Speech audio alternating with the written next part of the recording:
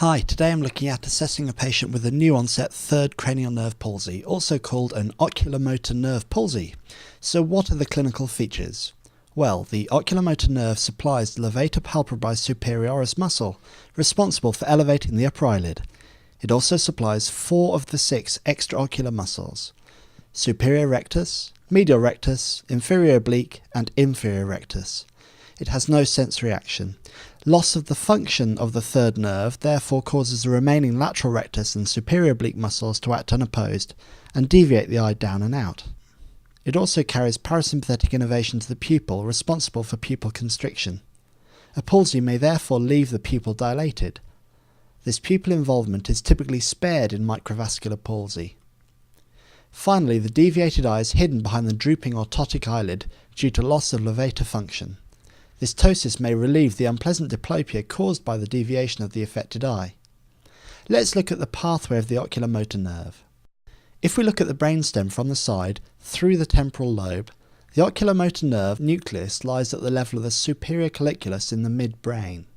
The nerve exits ventrally as a subarachnoid portion, then into the cavernous sinus, where it splits into superior and inferior branches before entering the orbit through the superior orbital fissure.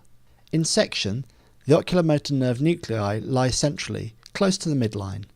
The superior rectus subnucleus is distinct in supplying the contralateral eye, while there is a single midline subnucleus supplying both levator muscles.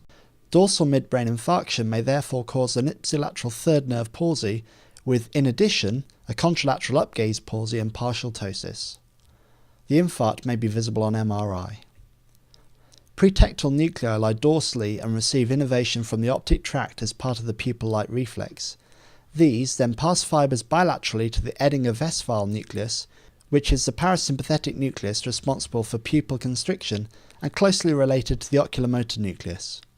Fibres from both pass ventrally through the red nucleus and cerebral peduncles and exit as a fascicular subarachnoid oculomotor nerve. Lesions affecting the red nucleus or cerebral peduncles cause ipsilateral flapping tremor or contralateral hemiplegia respectively. Both are easily detected by asking the patient to stretch out their arms. The parasympathetic fibres run superficially within the nerve and, as mentioned, are typically spared by microvascular ischemia, which is a common cause of oculomotor nerve palsy in diabetics. Pain in and around the eye is quite common, but neck stiffness or decreased consciousness are not features. The palsy evolves over a period of around 3 days, shows improvement within 4 weeks and has completely resolved within 4 months. A painless third nerve palsy with pupil sparing should make the possibility of ocular myasthenia a consideration where the patient is not diabetic.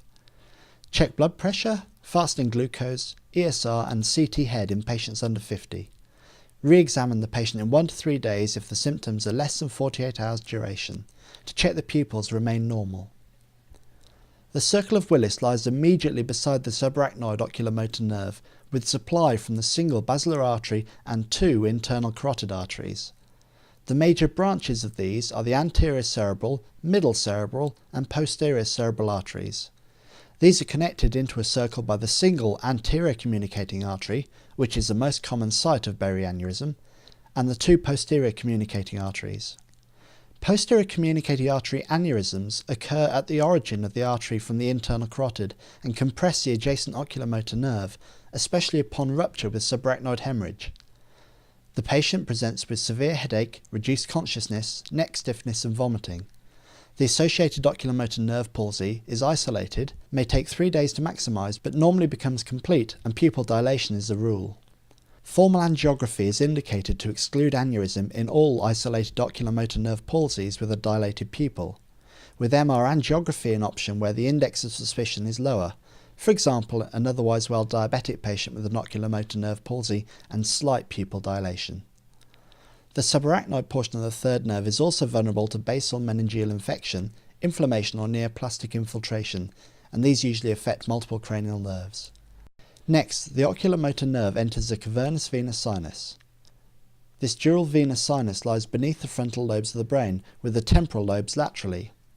The sphenoid sinus lies inferiorly and the pituitary gland sits in the middle within the sella turcica.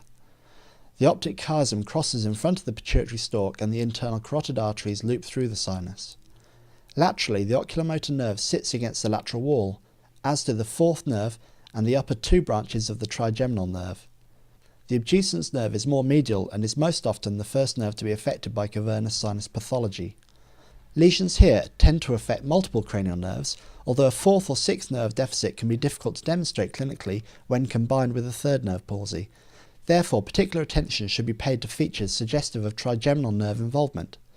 This would be burning, pain and numbness affecting the forehead or cheek, representing the first or second division of the trigeminal nerve. Pupil involvement here is variable, with both sympathetic and parasympathetic pupillary fibres present. The pupil may therefore be large, small or normal. Causes of cavernous sinus lesions include Tolosa-Hunt granulomatous inflammation, pituitary, nasopharyngeal or metastatic neoplasms, and intercavernous aneurysms. Herpes zoster may also affect the oculomotor nerve associated with ophthalmic shingles.